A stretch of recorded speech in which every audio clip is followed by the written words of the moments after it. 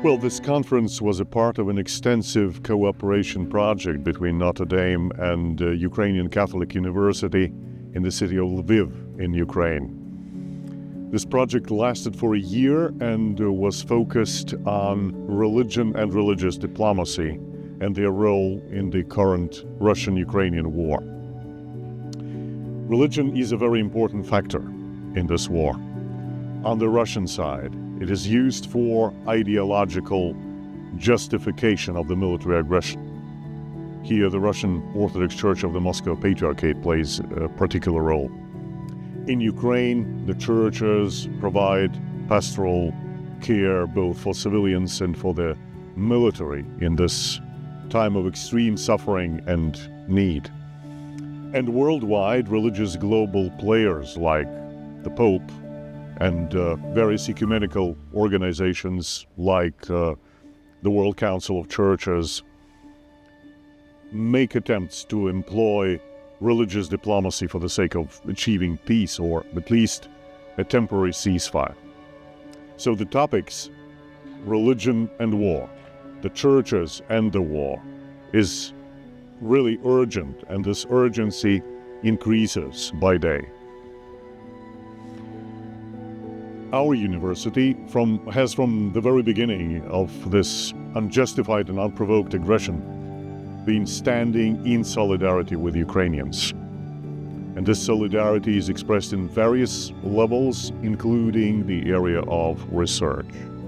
Ukrainian Catholic University in Lviv is a strong partner which is recognized in Ukraine as one of the best colleges in the country. He has a number of leading experts in religion and religious history of Ukraine and its neighbors, Russia one of them. So both Notre Dame and Ukrainian Catholic University are members of the Catholic University Partnership, the organization that unites Catholic universities, in particular in Eastern and Central Europe. So both universities has a long experience of cooperation. It did not begin just with the war. My partner on the Ukrainian side was Professor Oleg Yury, who is a vice rector of the Ukrainian Catholic University for International Cooperation and International Research Projects.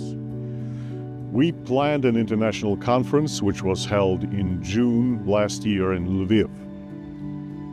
Scholars from 7 countries of Europe, Middle East, and America participated in this conference. The goal was to bring together a truly global and diverse body of participants, scholars who explore the topics of war and peace from a theological perspective, experts in the history and present-day religious life of Ukraine and Russia, ecclesiastical diplomats, journalists covering religion and society in Central and Eastern Europe, Christian public intellectuals, church activists engaged in ecumenical work. The conference puts the ongoing military conflict into the context of the religious past and present in both Ukraine and Russia. And we wanted to come to a theologically informed understanding of the current situation and its global effect. The volume, The Church, the Churches and the War, includes the papers of this conference. The volume is published by the UCU, Ukrainian Catholic University Press. It came about with fantastic rapidity, just a little bit over half a year after the conference. And it's a nice volume, well done on the publisher's side. So I would like to express my gratitude to the publisher, particularly when we consider that they have been working in the circumstances of a full-scale war raging in their country. And I would like to say a word about the role of the Nanovic Institute in the project and the volume. Actually, the encouragement and the idea to address religious diplomacy along with other religion-related topics belonged to the Institute director, Clement Sedmak. And right from the start of this project and throughout, we could benefit very much from a fantastic support of the Institute. And I would like to express my gratitude for this.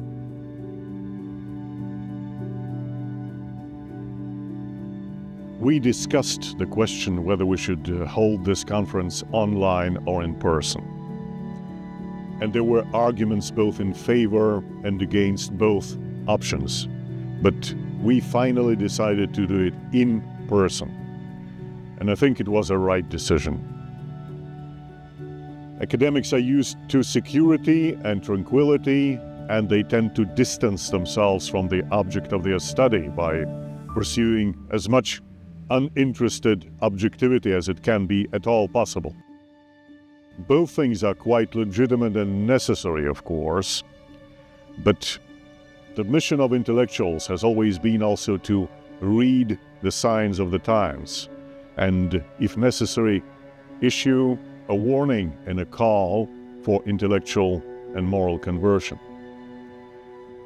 There are moments in history, indeed, when the global situation becomes so fragile and insecure that it is necessary not to keep a distance, not to stay away from the center of conflicts and catastrophes, but quite the contrary, to go as close to it as possible, to encounter those affected, and to engage oneself morally, and even to take sides in some sense. At times we tend to think in two opposite extremes, either scientific objectivity or political involvement. And most of us, most scholars, are wary of being politically involved, with good reasons.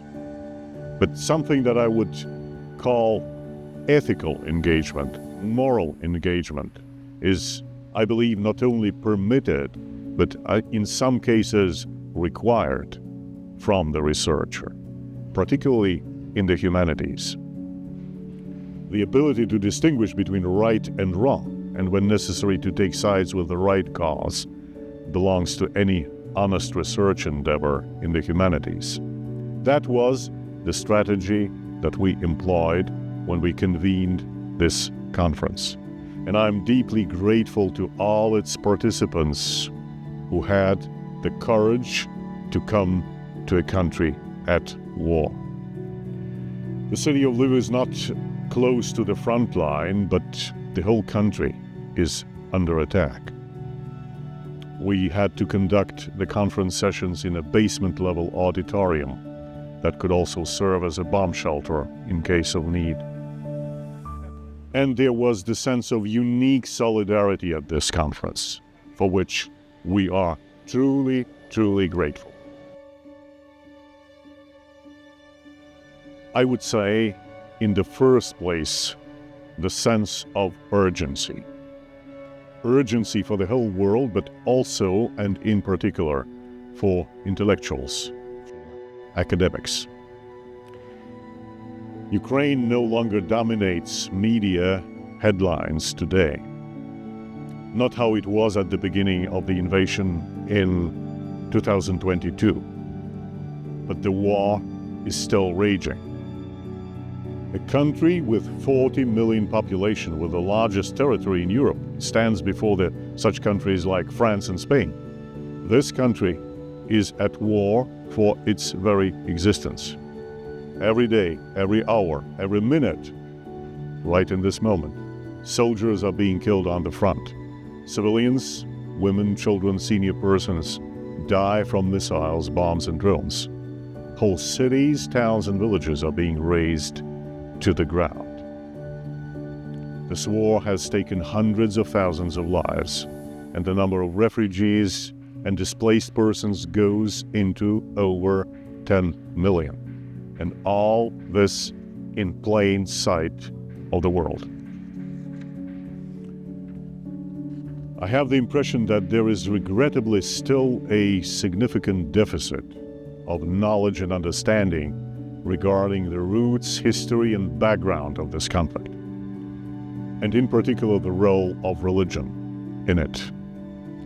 So I hope our volume will contribute to this understanding. And what is even more troubling, at times churches and ecumenical boardrooms seem to be displaying even less understanding, knowledge, expertise, and willingness to act than secular political actors. So we would like to address Christian intellectuals and those in the churches who are not indifferent, who don't want to be indifferent. One more aspect. Precisely in time of war, people tend to seek help in religion for obvious reasons. Religion addresses the ultimate questions of human existence. Precisely in such moments, it becomes particularly important to have the ability to test the spirits, according to the first epistle of John, to discern between genuine religious faith and political propaganda disguised as religion. What is happening in Russia now is a catastrophic moral collapse in a huge country. And the Christian church, the Russian Orthodox Church of the Moscow Patriarchate, plays a leading role in this process. The World Council of Russians, or the World Russian Council, and the statement which was adopted in the name of the Patriarch and signed by him, declares Russia's invasion of Ukraine, I quote literally, a holy war against Ukraine and the West. I think we have not heard anything like this from a Christian leader for quite a long time. Yes, there was some talk about crusades, moral crusades, and the word crusade somehow is being sometimes employed by some Christian groups and movements. But to declare a real war that costs hundreds of thousands of lives, a holy war, is something that has not been known, I think, for centuries. We hope that the papers published in this volume contribute to creating an intellectual and spiritual atmosphere worldwide that has zero tolerance for this brutal war and its ideology, and instead envisions a peace in which true justice is fulfilled. And I hope this volume will also prompt the reader to deeper reflection about the pivotal moment of history that the world is living today.